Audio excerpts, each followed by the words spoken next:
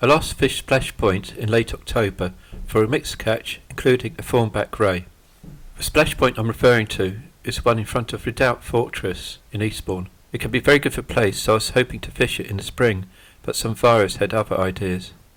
It's a typical shingle beach which fishes well on the flood and over high water, particularly on a spring tide. Since I'm targeting flatfish and place in particular, I'm using short snood clip down rigs. On standby is a short wire boom rig with beads and a blade on a lower snood. Each rig has a breakaway impact pyramid lead, with a boom rig having a lighter one. Bait of choice is pursley dug blow lug with some ragworm bought from New Haven. I'm using my 15-foot Technos Deweys with a splice tip and 20-pound braid on Penn Affinity 7000 reels. My first session here was in mid-July, and I know it wasn't fishing very well, but I was still hopeful for place, so I'm clipping down and casting at range.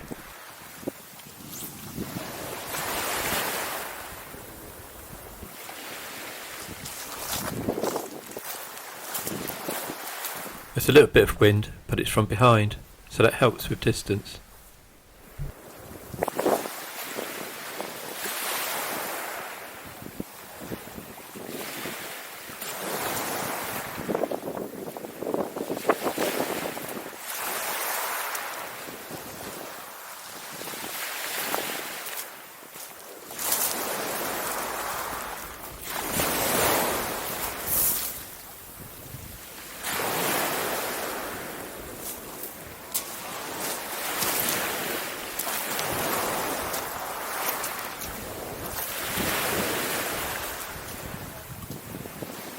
I've got here a couple of hours into the flood, so I haven't set up right at the water's edge. I'm expecting to make at least one move up the beach.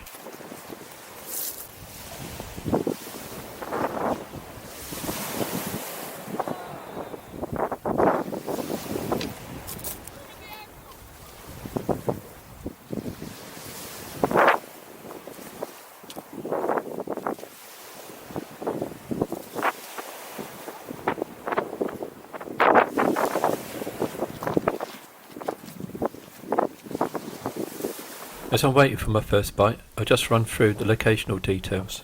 The map shows the main venues in Eastbourne. Redoubt Fortress or Splash Point is east of the pier, before you get to the popular sections at Sovereign Park and Langley Point. There's free parking along the main road behind the fortress, and of course the side roads coming off that. The whole area can be good, but I tend to fish between the point itself and Langham Hotel. No instant response, and I'm expecting a bit of a wait, expecting to catch at least when the tide is halfway up. Failing that, high water usually produces fish, and if needs be I might have to set up the feathers, since there have been mackerel showing, and already there are people fishing for them in adjacent bays. Since there's no snags, and there's still the odd spider crab about, it is worth moving your rigs, dragging or twitching to try and induce some activity. With the fishing slow and the wind picking up a bit, it's time to warm up.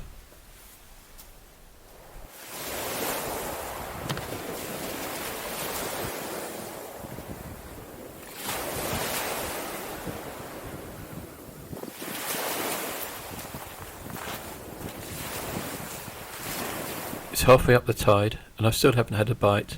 It's time to move up the beach.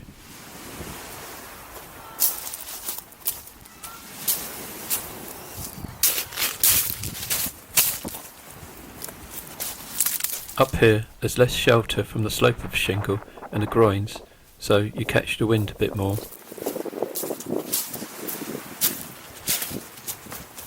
Repositioning my gear is pretty much a well-rehearsed routine. This sometimes involves getting bites while you're nowhere near your rods, but not on this occasion. Everything has its place. By spending more time than usual trying to position my gear inch perfect, I was convinced when I got back to my rods there'd be at least one fish hanging on.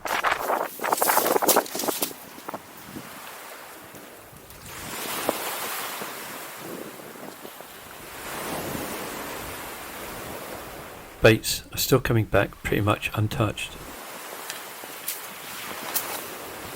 I'm going to have to think of something else to change my luck.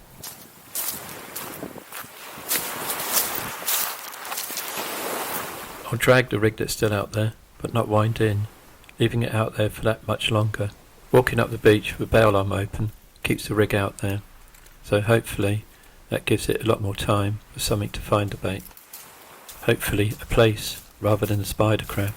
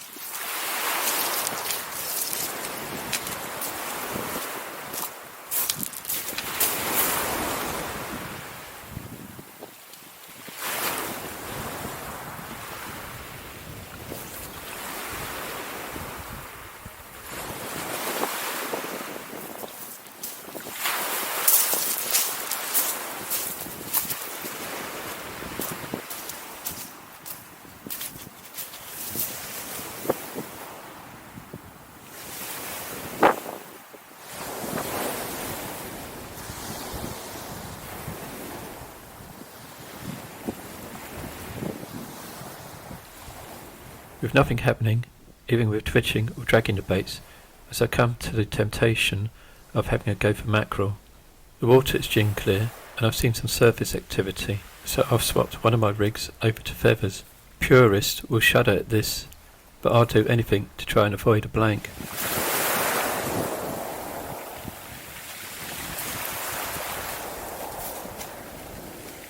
It only took a couple of casts, and I've hit into something close in.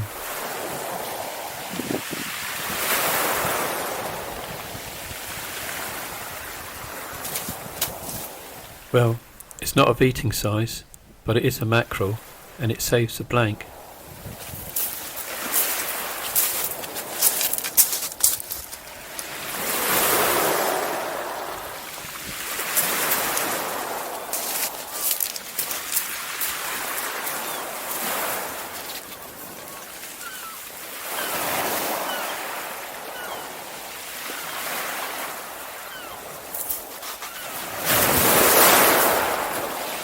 A few more casts, nothing doing, and I swap back to the place rigs with lugworm.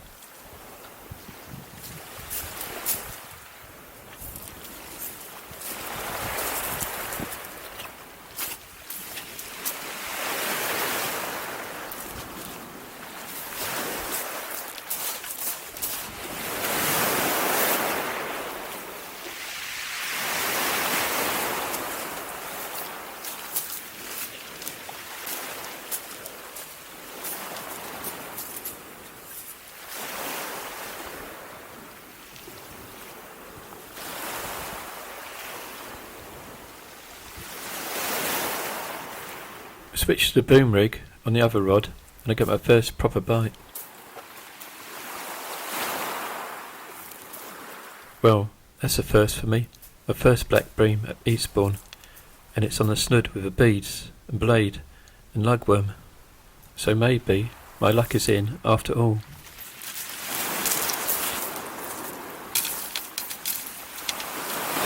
That came in half an hour before high tide, and immediately on recasting, I'm in again.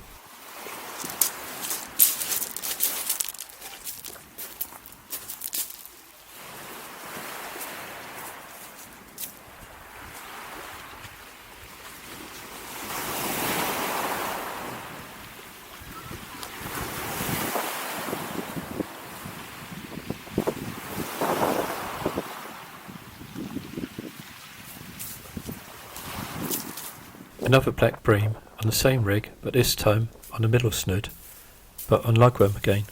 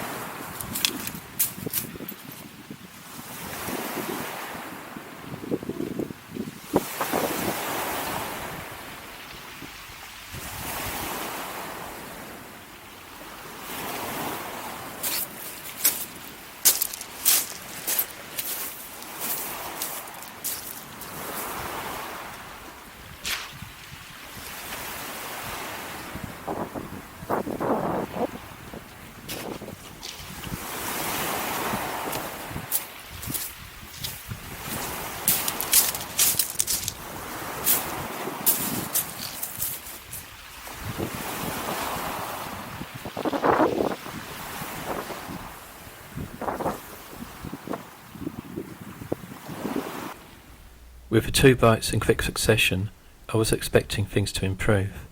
Unfortunately, it was back to watching tips with no movement at all. The bream got my hopes up, but that was the end of the action fishing on the bottom. However, I noticed some whitebait being washed up by the waves, and that convinced me to go back onto the feathers.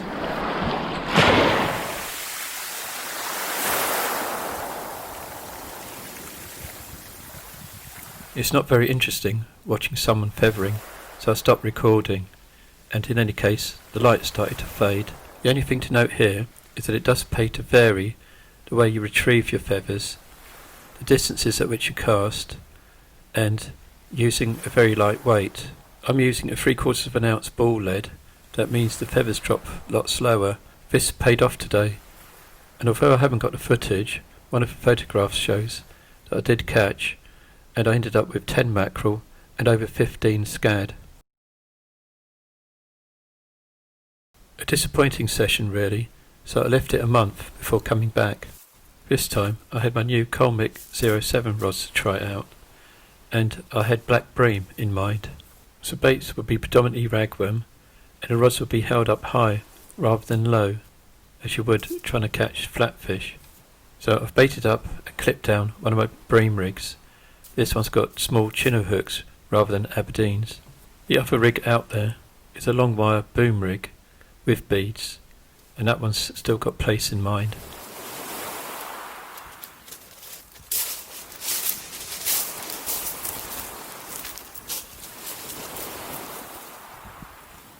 Both rigs have been cast at distance.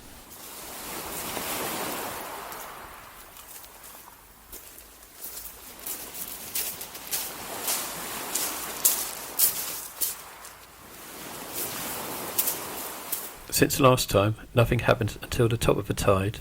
This time I decided it wasn't worth arriving until the tide was at least halfway up. I was still expecting a bit of a wait though, but to my surprise I got little taps on the boom rig straight away.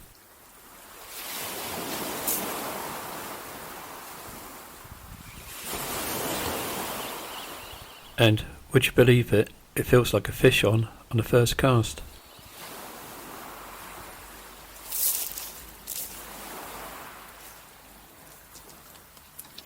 Well, that's more like it. A result. A place straight away.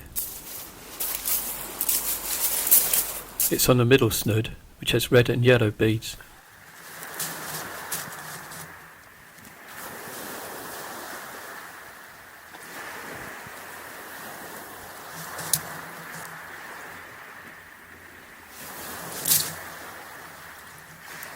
A successful bait was small broken lugworm, so I'm rebaiting with the same.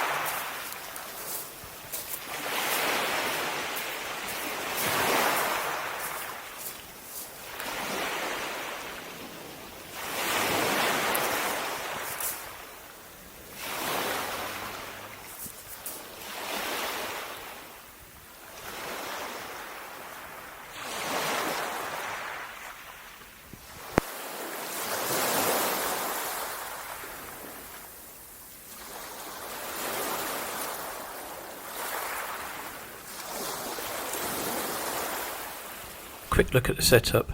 These comic rods are marginally longer than my gravels at 4.6 metres. The spliced sensitive tips sit well in the tide, and the rods are slightly stiffer, give me extra distance on the cast.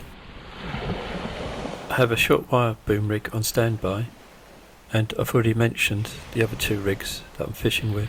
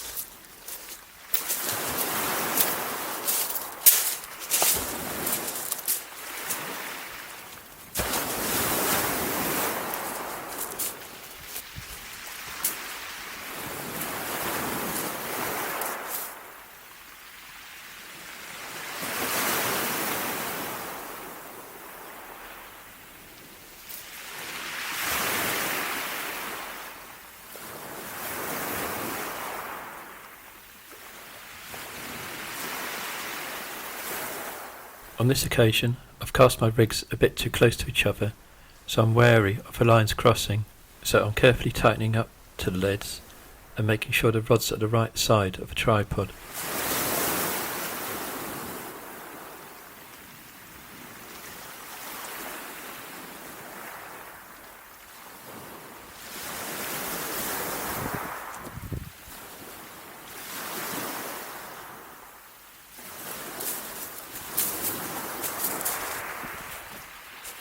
It's a bit slow on action, just like the last time I fished here. However, again, just as before, I have seen some activity on the surface. So, time to think about fishing for mackerel. This time, I've brought a third rod along, and I'm setting up the Arcadia to see how well this fishes for mackerel.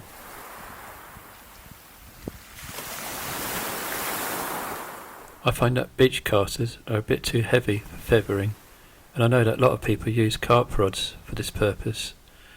It's not that I do much of it, but on occasion it's needed if there's not a lot of other activity. The Arcadia is a pretty light rod and should be perfect for feathering, particularly with the stronger tip, so this is the one I'm selecting.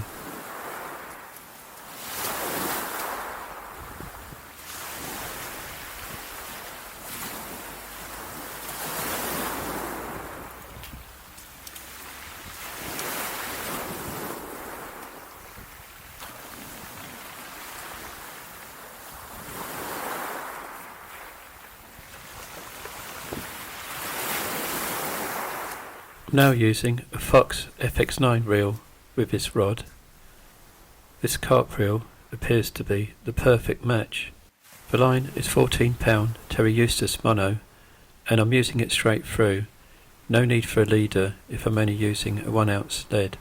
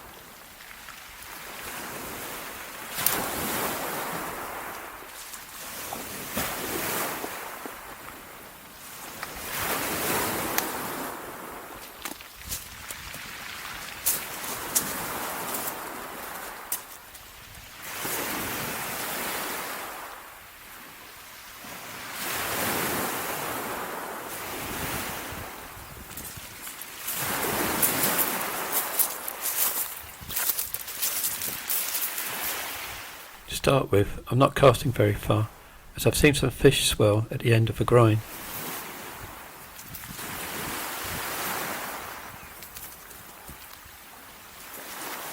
So far so good.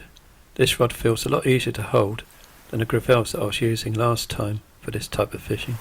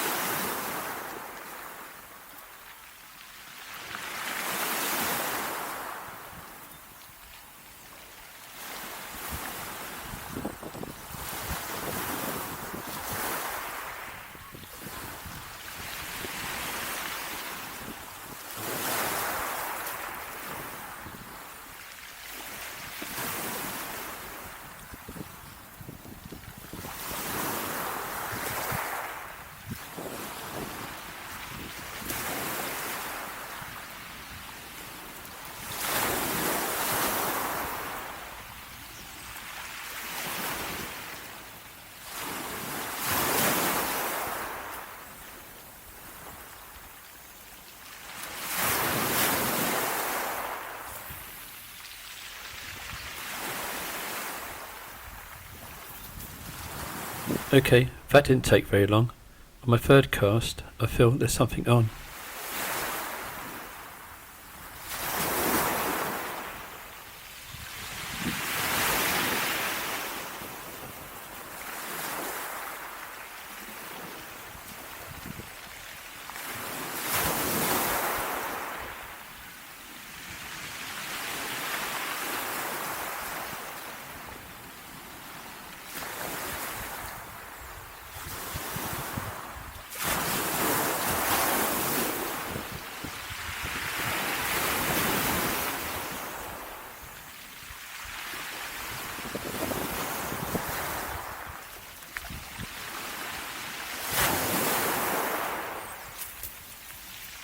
Well, that's lunch sorted for the next few days.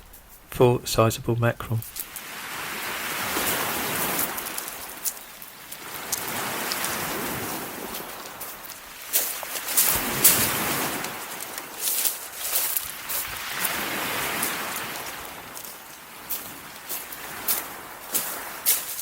No need to continue with that, so it's back to focusing on the bottom rigs.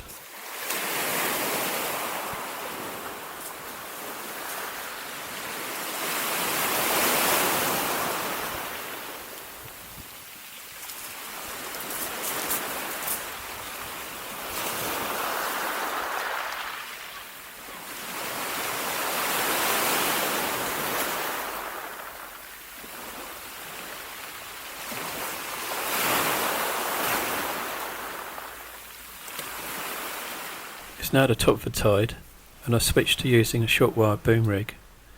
I'm hoping there might be some soles around.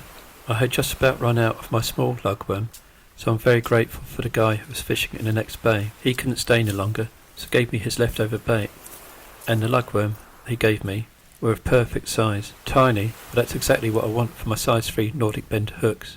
As you can imagine, with less resistance, the short wire boom rig casts a lot further than a long wire boom rig. Unlike other venues, I don't seem to catch soles close in at Eastbourne, so distance does make a difference.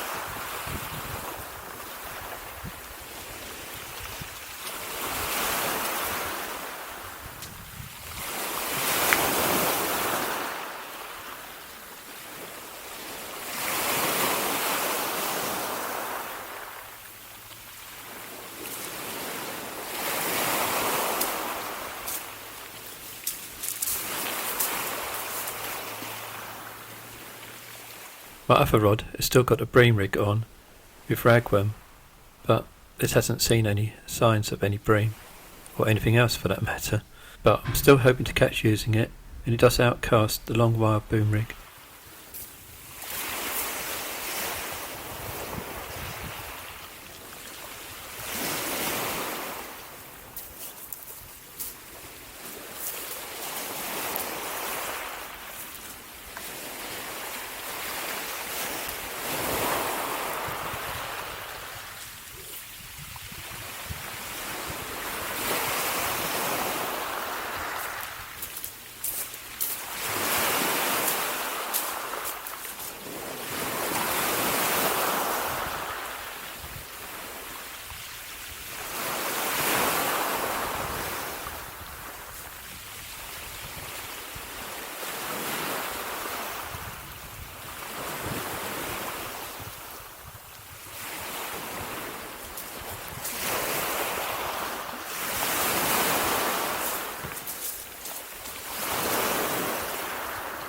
proper gear now out, I'm going for my last few casts with the feathers. It's not that I needed any more mackerel, but I was hoping to catch a few scad for the cameras, since there were loads here last time.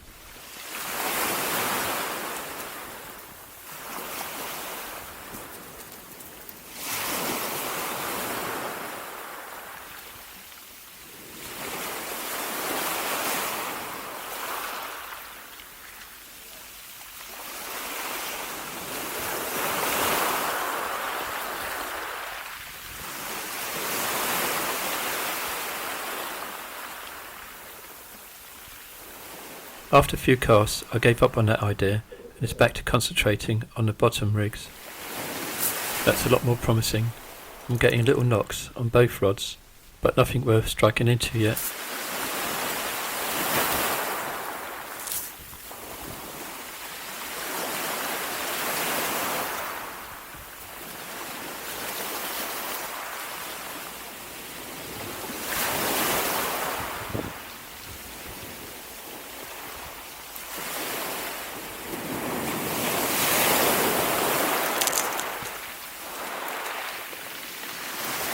It's a bit frustrating, since twitching the bait's not getting me any better takes. However, I then get a proper knock on the boom rig.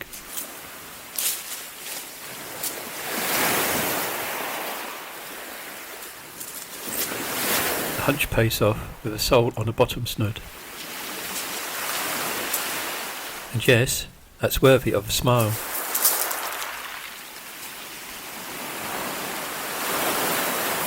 I rebait and recast that rod and get a drop back on the other one.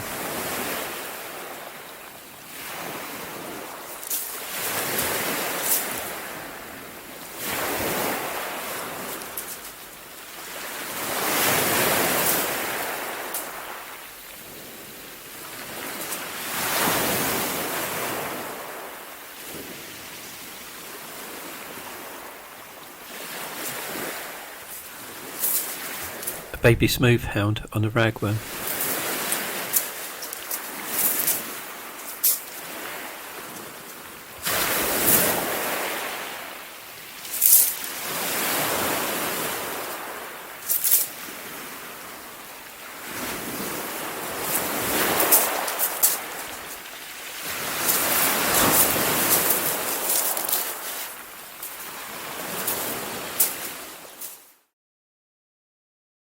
Things pick up as the light starts to fade.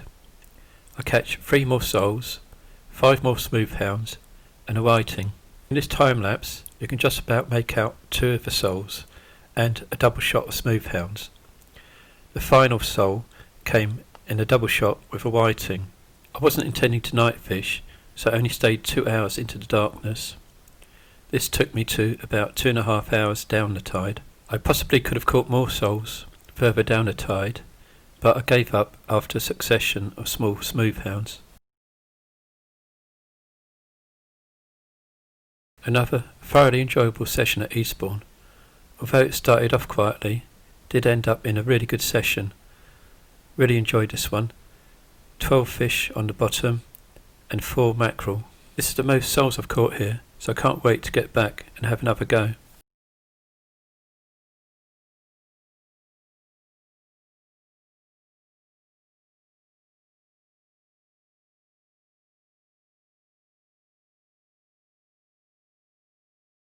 A huge thank you to all of those who have subscribed. This video takes me to over 2,000 subscribers for this channel.